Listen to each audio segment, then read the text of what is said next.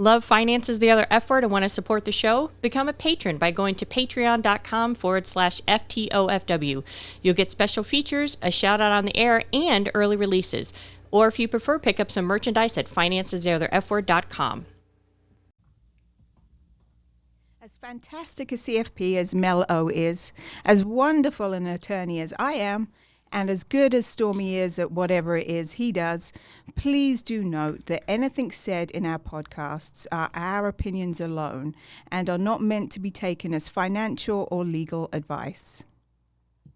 Welcome to Finances, the Other F Word, a Gen Xer podcast for musicians and music lovers, where we discuss money and music without all the pretentious bullshit. Here are your hosts, Zoe Terry, attorney at large, Stormy Andrews, founder of Yokel Local Marketing, and Mel O, certified financial planner and author of Finances, the Other F Word. Listener discretion is advised.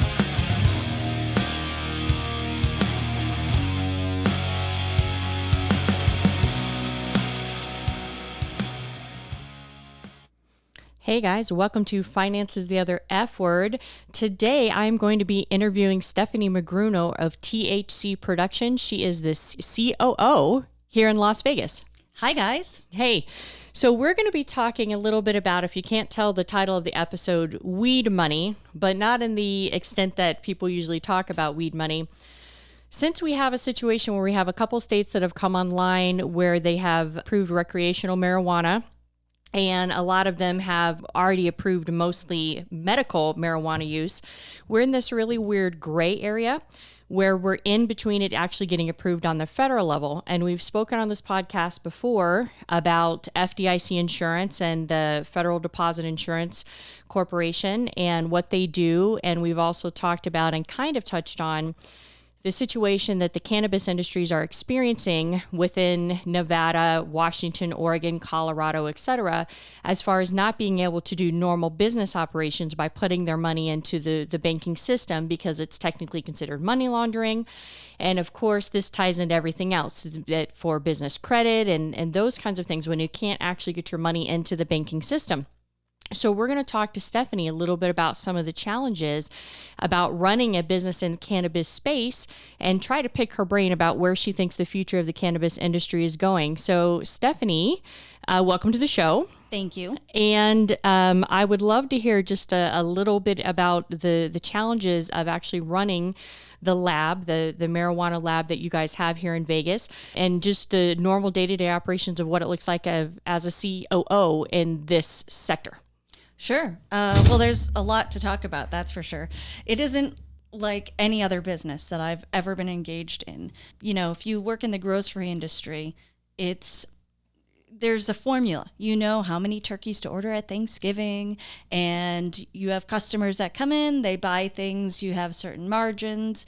It's an industry that's been around for a long time, but cannabis it's like the Wild West, or perhaps it's along the lines of tech in the early 90s. Just it's so new and things change so quickly.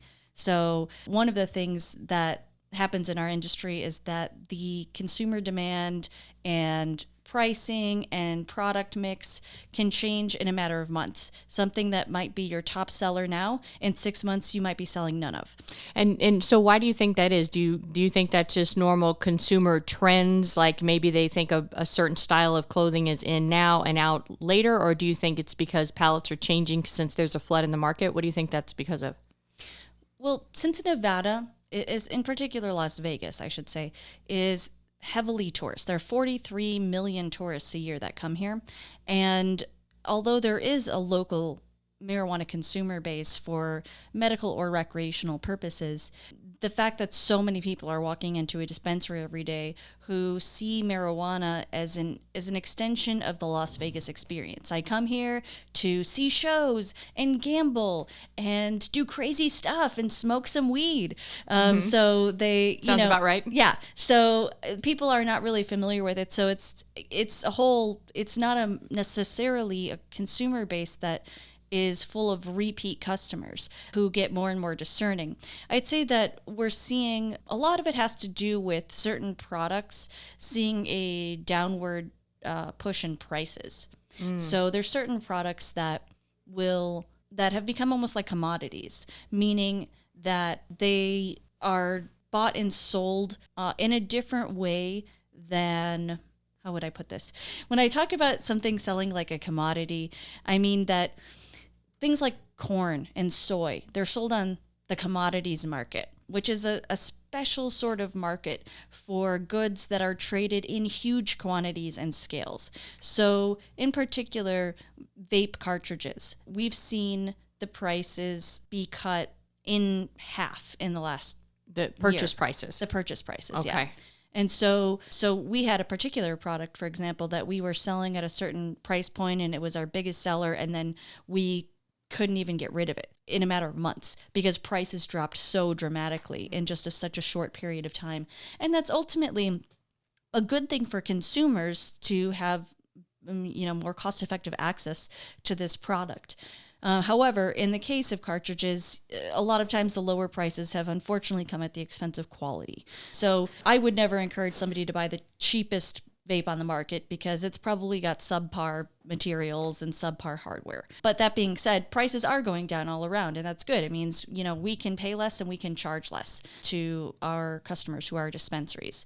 So our company, we're an extraction company. We take the essential oil. We're extracting the essential oil from the cannabis plant.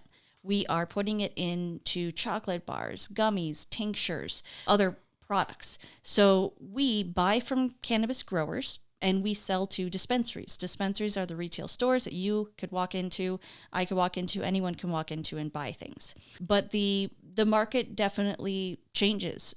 And so we spend a lot of time innovating and coming up with new products, because if you're sticking with the same product line day in and day out, you're in danger of some of those products being knocked out of the market, becoming obsolete, other competitors coming in and doing it cheaper or differently and with more marketing budget than you have and taking your market share. So our approach is really to carve out a niche, kind of like you've done. You're focusing on a specific niche of musicians, and The best niche? yes, Go ahead. well, of course. And I'm sure there's a lot of crossover in our consumer base, but Look her up. that's right. So we focus on, niche products are unique things that other people aren't doing. And so we're very innovative. We're scrappy, and we're actually, for a cannabis startup, we've really bootstrapped this thing. People use the term bootstrapping a lot, but what I mean is you take a company like Evergreen Organics, and they are a huge company. They're very well known for their products, and they sold, I think it was about a year ago, and it was very interesting because they have like 3 companies all intertwined. So the whole deal was, I don't know, $28 million or something along those lines. So I was reading the specs on it, and it was actually 14 million of that was for the Evergreen Organics company and brand, but actually they were only paying $600,000. The other 13.4 million was assuming all the debt that the company had. Right. And so just to touch back when you were talking about having to be innovative and coming out with new brand extensions, so if you guys, just to kind of understand that, you can do what THC Productions does, where you actually come out with something new, or you can do what, let's say, your Procter & Gamble's do, where every time you go into this store, you see new Tide or new this or new, Palmolive or whatever. And it's not new, but they overuse that word to try to get people, because people are like, oh, it's new. Or if you'll notice a lot of times with radio stations is, they've been around for 5 or 10 years and they still say the new 105.7. And it's like, you're not fucking new. You've been around for 10 years, but it's part of just, so you can do a true line extension of products, or you can actually just try to repurpose it and to do something else. And it's very interesting when you talk about assuming the debt of the companies, because I'm assuming that a cannabis company in any nature is pretty costly to start up. I mean, I would assume that it has to be mostly self-funded, because if you can't put your money into the banking system, you can't really get credit, I'm assuming, for it. Is that correct? Yes.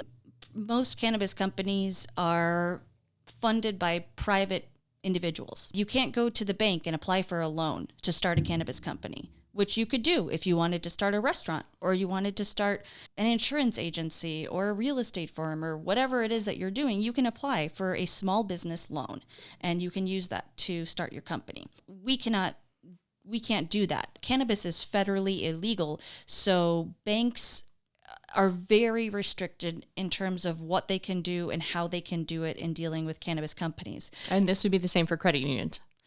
Yes, although credit unions, if they are only in one state, they have a little bit more leeway in certain respects, and this is not my area of expertise, but they do still have a lot of compliance they need to do.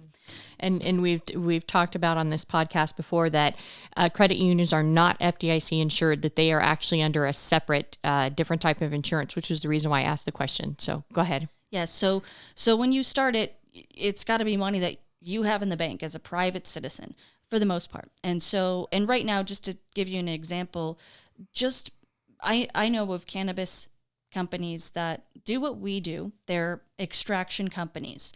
Well, in fact, the one I'm thinking of doesn't even have an operation. They have no brands, they have no equipment, and they have no revenue, just the license and the facility approved by the state.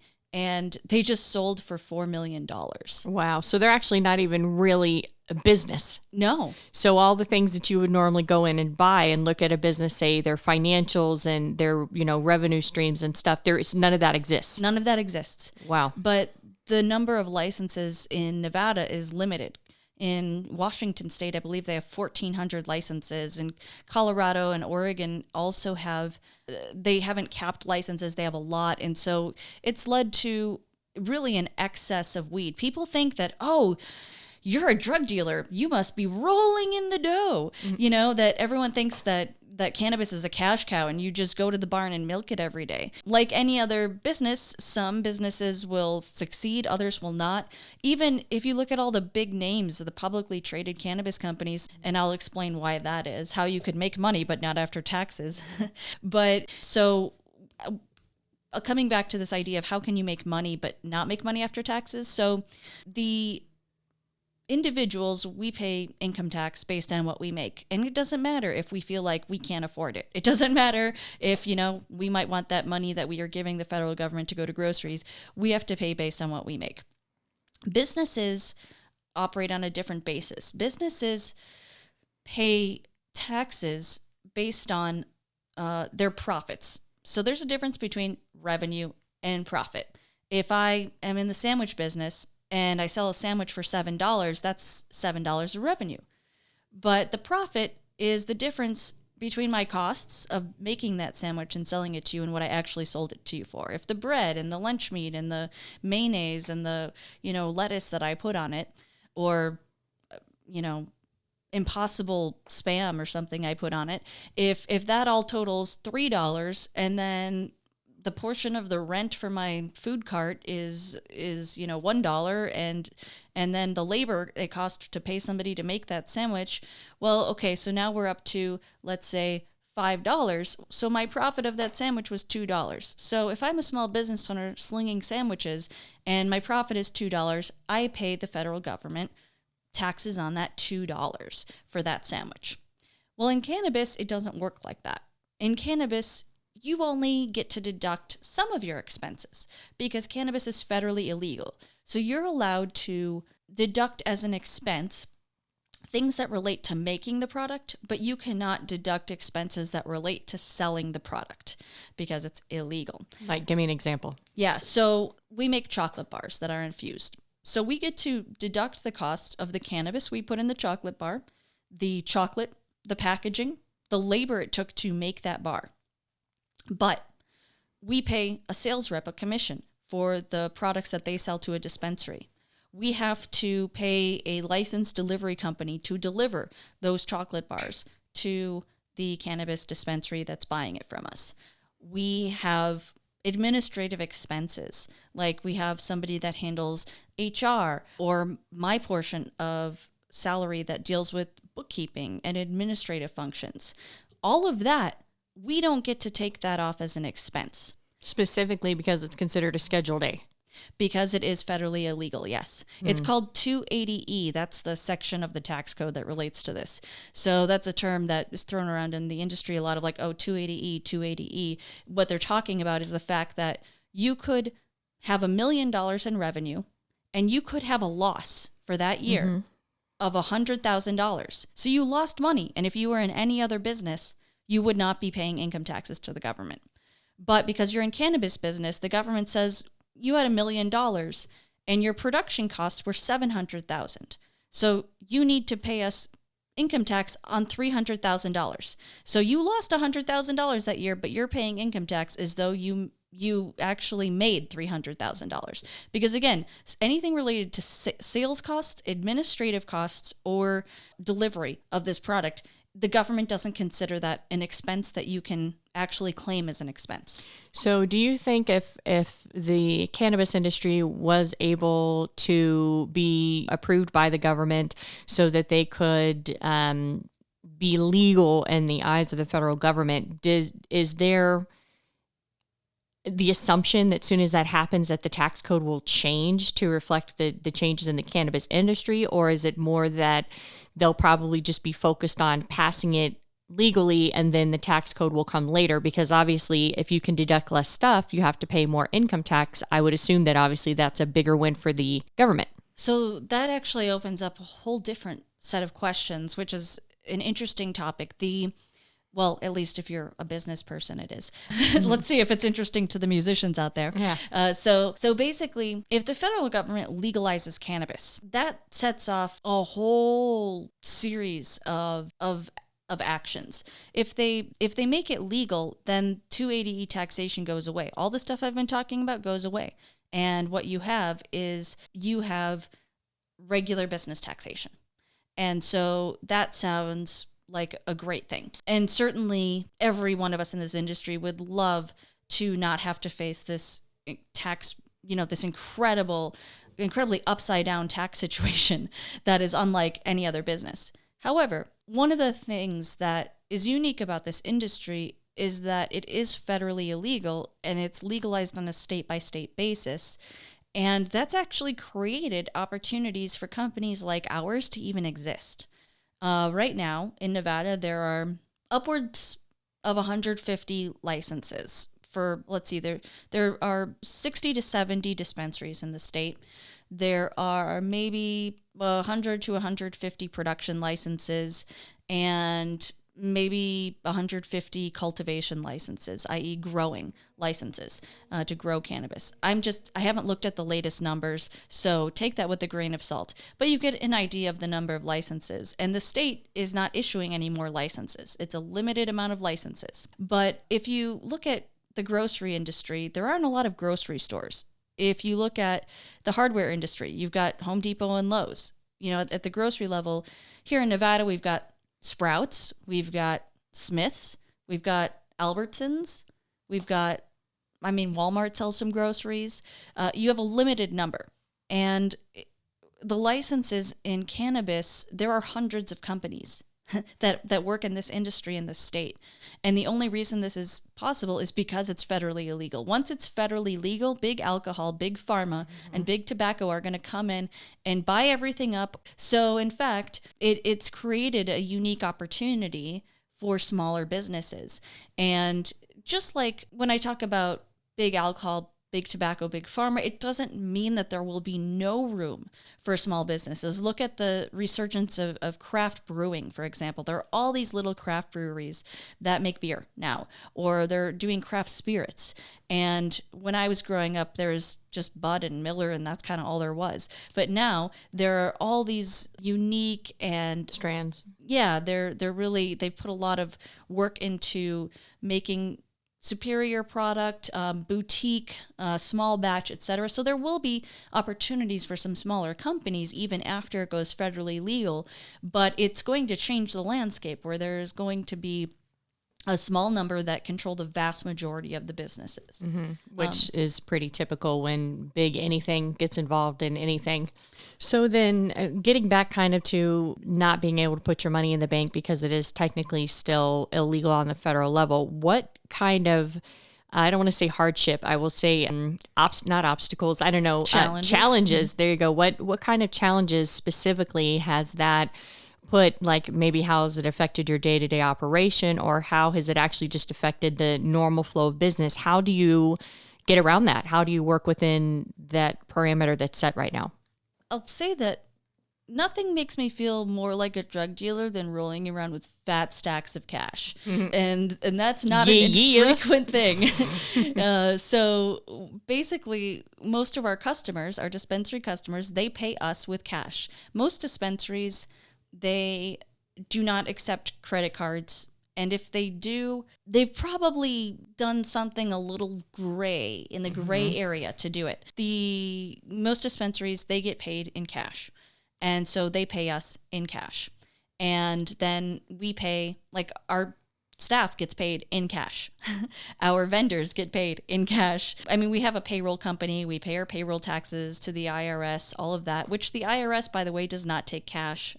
Right. So you have to find other ways to, or if they do take cash, they charge you a ridiculous penalty, etc. So there's a lot of different factors that relates to. But it does create some challenges because, for example, some cannabis companies now have bank accounts, which was unheard of, a couple of years ago, and unless they had a separate company that they set up to do certain things. So basically now there's this banking system or bank in Colorado called Safe Harbor, and they will do cannabis bank accounts. They charge you at least like around 2%. I've heard of some banks charging 7% or 4% in other states, because the amount of work that they have to do to make this federally compliant is a lot. So they charge you X% of your deposits in order to service you. Do you think that they're also slightly taking advantage of the situation? They may be. I'm not sure. It's not something I have enough experience with to say. I started to apply for one of these Safe Harbor bank accounts for our company. It feels like I'm trying to join the FBI. Like the 10 pages of just the first application. And then they're going to go through a 3-month background check. And, I think that they want me to look at ink blots and tell them what it looks like and, interview my family and friends.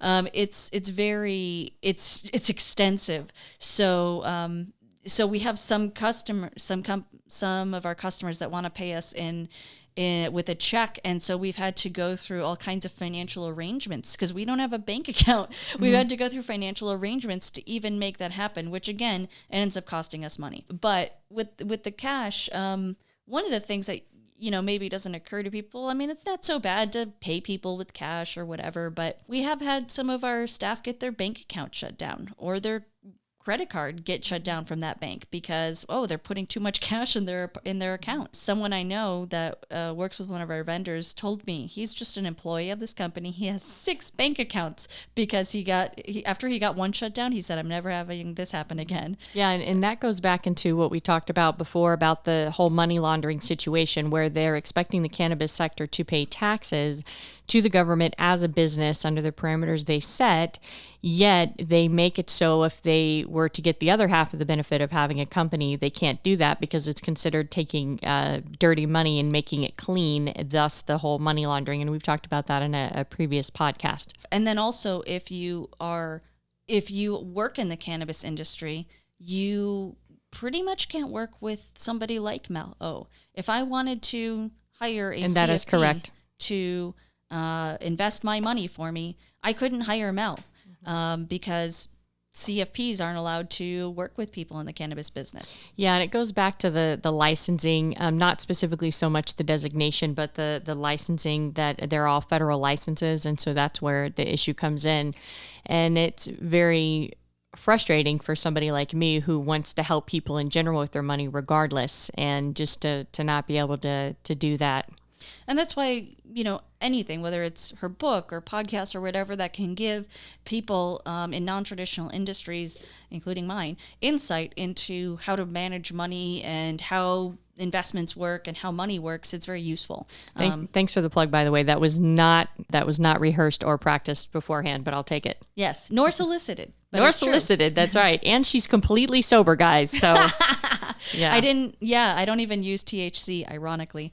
But Oh yeah, you had told me the story about how she's always smells like weed constantly. And if you get pulled over and you roll down your window and you completely reek of weed, the cop is looking at you because it's still considered driving under the influence if you are high while you're driving, correct? yeah, I mean, you don't have a breathalyzer to test it, but yes. Yeah, and it's pretty strong, y'all.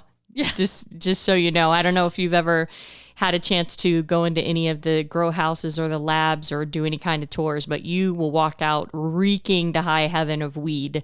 So yeah, it's a pretty interesting thing. And I also don't partake because of the simple fact that it is technically a felony still on the federal level. So it's also something that I cannot enjoy. So you have two people here talking about weed and neither one of us participate in it. Yes, but it is funny when you're in the snack aisle at the grocery store after work. People just assume that you must have the munchies. Absolutely. And you just let them keep thinking that. Don't even bother to explain. Yeah, that's why she's looking at them cookies. Yeah. Yeah.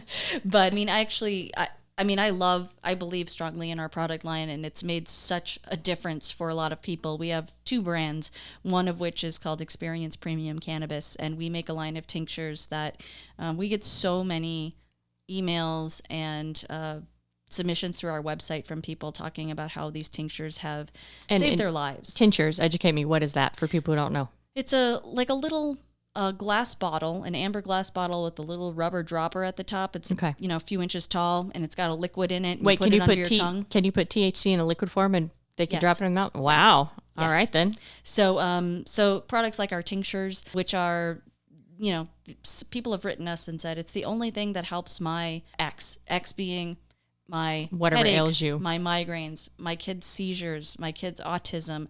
It's the only thing that helps me sleep at night. It's the only thing that helps with my pain. So I could go on and on, but I personally just choose not to use THC for the same reason I don't really drink, which is because I don't like to feel not myself. But if I had cancer, I'd be getting high every day. So whatever it takes, and I use our products that have CBD in them because I find them to be. It's revolutionized my pain management, that's for sure. Mm-hmm. So just a plug for CBD. Yeah, absolutely. And what I've started to see when I look at financials of different companies is that we know that they've been spending R&D money, which is research and development money, on doing different research into cannabis and the things that it can combat, et cetera. And you never saw it as a line item in their financials. But just now, especially on the big pharma side, if you look at some of the financials, you will start to see the line items pop up. If you dig enough into the financials, that a portion of their R&D budget is in fact going to the cannabis sector, and I agree with you. I think that as soon as it does get legal on the federal level, that big pharma and big tobacco is going to come in and just monopolize it. Is there any? So I guess my question is: do you want it to be legalized on the federal level? Would that be better for the company in general, or do you think it would do more harm? It's hard to say. Like I said, it's a mixed bag because then we'd be fighting with name some pharmaceutical companies. Oh God, there's Teva, there's Pfizer. Yeah, there's tons, and they've got infinitely more money than we do. But so there's an upside and a downside to it. I mean, like I said, we do some sort of craft cannabis type work, so there would still probably be a place for our company, but it's going to present opportunities and it's going to present challenges. So I've got mixed feelings on it. And of course, as a business person, I have my own ideas about how to develop the company, knowing that is a likely possibility at some point down the line, whether that's in 2 years or 5 years or 10 years. But it's a mixed bag. Nothing is ever all good or all bad. So it'll be interesting to see with the upcoming election year if this comes more to the forefront and becomes an actual talking point. So real quickly before we go here, hawk some of your products. Tell me about 2 or 3 product lines that stand out with you, that if there's listeners out there who decide to partake, that they're welcome to enjoy, as long as it's legal. Yes, and any stressing that a lot. Legal, because we have listeners in many countries and multiple states that it is not legal. So don't run out there and do something because I told you to do it when it is legal in your state. Go ahead. Absolutely. You can find our products in about half the licensed dispensaries in Nevada. And we have 2 brands, Experience Premium Cannabis and OMG THC. You can find us online. That's epclasvegas.com, omgthc.vegas. And so a couple of different things that I would highlight. One is definitely our tincture line with Experience Premium Cannabis. We have the best tincture line on the market, and I'm not simply saying that because, of course, I run the company and I have to say it, and anyone who runs a company would say that. This is what our customers tell us. This is what the people that use our tinctures ultimately tell us. So we've got some really unique and amazing things for pain relief, for sleep, for digestive aids, for helping with respiratory problems, and so much more coming down the line. So our tinctures, check them out. Check us out online. You can see some of the dispensaries we're in. And then I will say OMG THC, the cornerstone of our brand there is edibles. So we make a lot of chocolate products, including vegan and sugar-free, for those of us that, don't eat animals or dairy products or are diabetic. But we also are expanding into non-chocolate edibles as well, gummies, hard candy, etc. So our edibles are all delicious and they don't taste like weed. So those make them great. One of our clients, The Grove in Pahrump, free shout out to them, they told us that our chocolate outsells a national brand 2-to-1 at their store because people have tried ours and it's better. And so, when there's a large local constituency, they will buy ours, hands down, even if we don't have the marketing and packaging budget that these other big brands do. So we do really have some good quality stuff. And so I'd encourage people to check it out. Awesome. Well, I really appreciate you coming on today and talking a little bit about the trials and tribulations of being in a sector where you're legal, but you're legal in certain places. And I can't think of in the recent history of anything else that has came online that has been this monumental.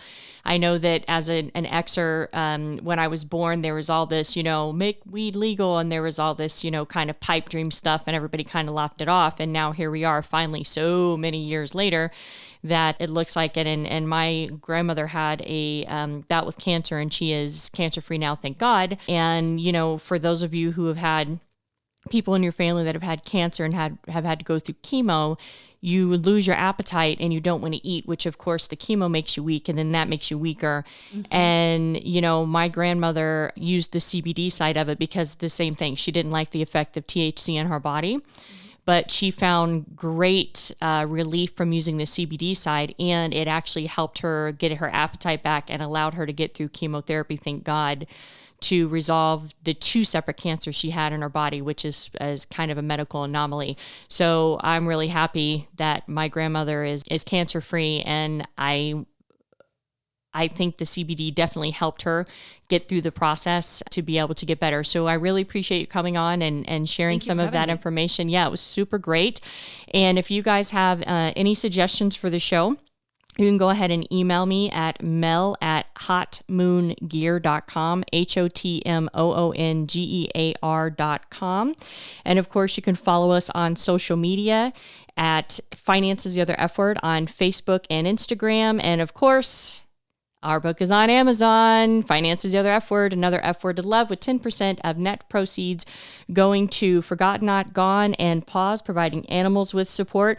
We're going to catch you in the next episode. Thank you so much for listening. Bye. Thank you for listening. If you like the show, please rate and review us and tell your friends.